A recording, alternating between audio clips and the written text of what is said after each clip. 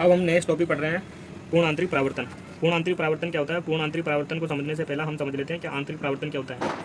आंतरिक परावर्तन, आंतरिक परावर्तन, तो ये हमने एक प्रश्न बना ली, ये अभिलंब हो गया। जब प्रकाश की किरण सघन माध्यम से विरल माध्यम में गमन कराया जाता है तो वह आंशिक रूप से परावर्तित तथा अपवर्तित होती है। तो इसे ही क्या कहते हैं? आंतरिक परावर्तन। जब प्रकाश की किरण को सघन माध्यम से विरल माध्यम में गमन कराया जाता है तो वह आंशिक रूप से परावर्तित तथा अपवर्तित होती है। तो इसे क्या कहते हैं? आंतरिक परावर्तन। जब प्रकाश की किरण को सघन माध्यम में से विरल माध्यम में गमन करवाया जाता है तो प्रकाश की इस घटना को आंतरिक परावर्तन कहते हैं।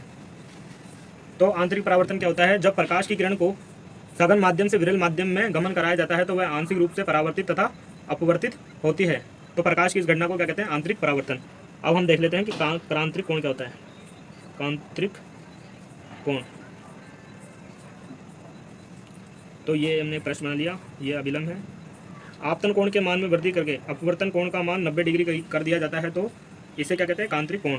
आपतन कोण के मान में वृद्धि करके हम लिखेंगे क्रांतिक कोण को, आपतन कोण के मान में वृद्धि करके अपवर्तन कोण का मान 90 डिग्री कर दिया जाता है तो इसे क्या कहते हैं? क्रांतिक कोण। तो क्रांतिक कोण को लिख लेते हैं। जब आपतन कोण के मान में वृद्धि करके अपवर्तन कोण का मान 90 डिग्री कर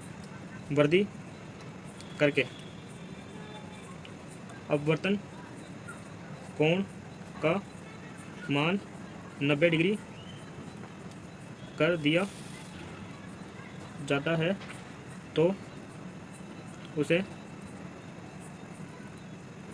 क्रांतिक कोण कहते हैं। क्रांतिक कोण क्या है? यदि जब आपतन कोण के मान में वृद्धि करके अपवर्तन कोण का मान 90 डिग्री कर दिया जाता है तो उसे क्रांतिक कोण कहते हैं। अब हम देख लेते हैं पूर्ण आंतरिक परावर्तन। पूर्ण आंतरिक परावर्तन, पूर्ण आंतरिक परावर्तन को समझ लेते हैं। ये पृष्ठ है, ये अभिलंब है, ये क्या है? अंतरा पृष्ठ, ये अंतरा पृष्ठ है। तो अंतरा पृष्ठ, आपतन कोण का मान, ये आपतन कोण, आपतन कोण का मान क्रांतिक कोण से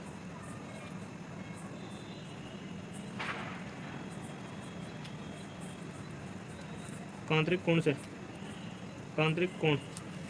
तो पूर्ण आंतरिक परावर्तन क्या होता है कि आपतन कोण का मान क्रांतिक कोण से अधिक होने पर प्रकाश की किरण अंतरापरत से टकराने के पश्चात पुनः उस माध्यम में लौट जाती है। तो जब आपतन कोण का मान क्रांतिक कोण से अधिक होगा तो प्रकाश की किरण अंतरापरत से टकराने के पश्चात पुनः उसी माध्यम में लौट जाती है। तो प्रकाश की इस घटना को क्या कहते हैं? पूर्ण आंतरिक परावर्तन।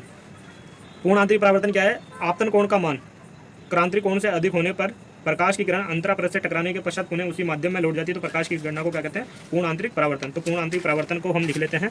तो पूर्ण आंतरिक परावर्तन होता क्या है? जब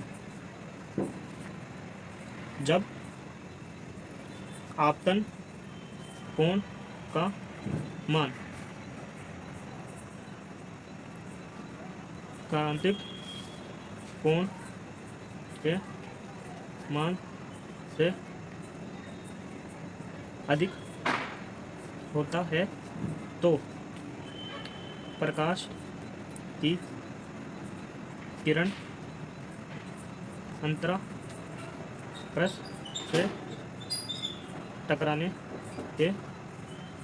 टकराने के पश्चात पुनः उसी माध्यम में लौट जाती है। तो प्रकाश की इस घटना को पूर्ण आंतरिक परावर्तन कहते हैं। तो पूर्ण आंतरिक परावर्तन क्या है? जब आपतन कोण का मान कांतरिक कोण से मान से अधिक होता है तो प्रकाश की किरण अंतरापृष्ठ से टकराने के पश्चात पुनः उसी माध्यम में लौट जाती है, तो प्रकाश की इस घटना को पूर्ण आंतरिक परावर्तन कहते हैं। अब हम देख लेते हैं नेक्स्ट, पूर्ण आंतरिक परावर्तन के प्रकृति के अनुप्रयोग। पूर्ण आंतरिक परावर्तन के प्रकृति के अनुप्रयोग सबसे पहला हम देख रहे हैं प्रिज्म में। सबसे पहला प्रिज्म में, तो प्रिज्म में प्रकाश को 90 या 180 डिग्री मोड़ने के लिए प्रिज्म को इस प्रकार डिजाइन किया जाता है कि पूर्ण आंतरिक परावर्तन की गणना हो सके। तो हम इसके अंदर देखते हैं कि 90 डिग्री मोड़ने के लिए तो प्रिज्म को इस तरह डिज़ाइन किया जाएगा। ये प्रकाश की किरण आई और ये चलेगी, तो यहाँ तो 90 डिग्री, यहाँ 90 डिग्री मुड़ेगा प्रकाश, और ये प्रिज्म को इस प्रकार डिज़ाइन किया जाएगा 180 डिग्री मोड़ने के लिए। प्रकाश किरण आई, यहाँ टकराई, और ये 90 और 90 180, तो 180। तो प्रिज्म के अंदर हम कैसे लिख सकते हैं? प्रकाश को 90 या 180 डिग्री, 90 डिग्री या 180 डिग्री मोड़ने के लिए प्रिज्म को इस प्रकार डिज़ाइन किया जाता है ताकि पूर्ण आंतरिक परावर्तन की घटना हो सके। सेकेंड हम देख लेते हैं,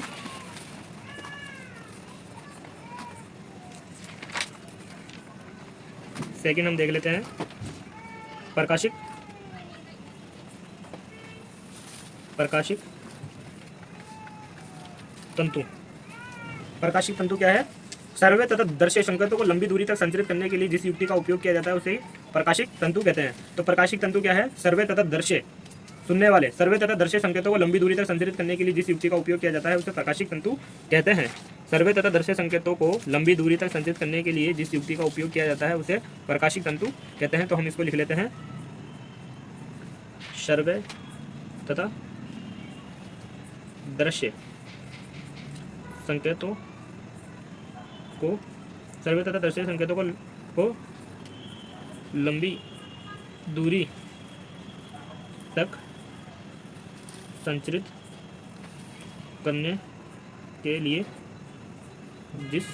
करने के लिए जिस युक्ति का उपयोग किया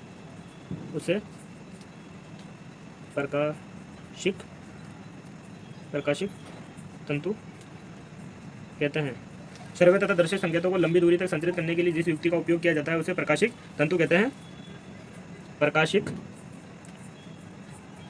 तंतु में पूर्ण आंतरिक परावर्तन की घटना होती है। प्रकाशिक तंतु में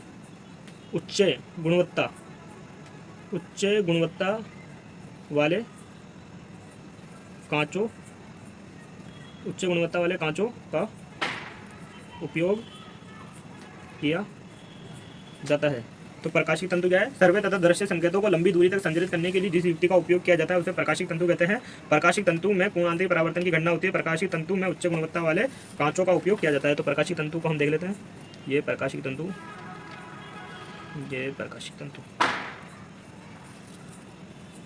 ये प्रकाश की किरण आई और ये टकराकर ये टकराई और ये निकल गई। तो ये क्या है? हमारा प्रकाशिक तंतु। तो पूर्ण आंतरिक परावर्तन के प्रकृति के अनुप्रयोग देखा हमने। फर्स्ट देखा प्रिज्म। तो प्रिज्म क्या है? प्रकाश को 90 या 180 डिग्री मोड़ने के लिए प्रिज्म को इस प्रकार डिजाइन किया जाता है कि पूर्ण आंतरिक परावर्तन की घटना हो सके।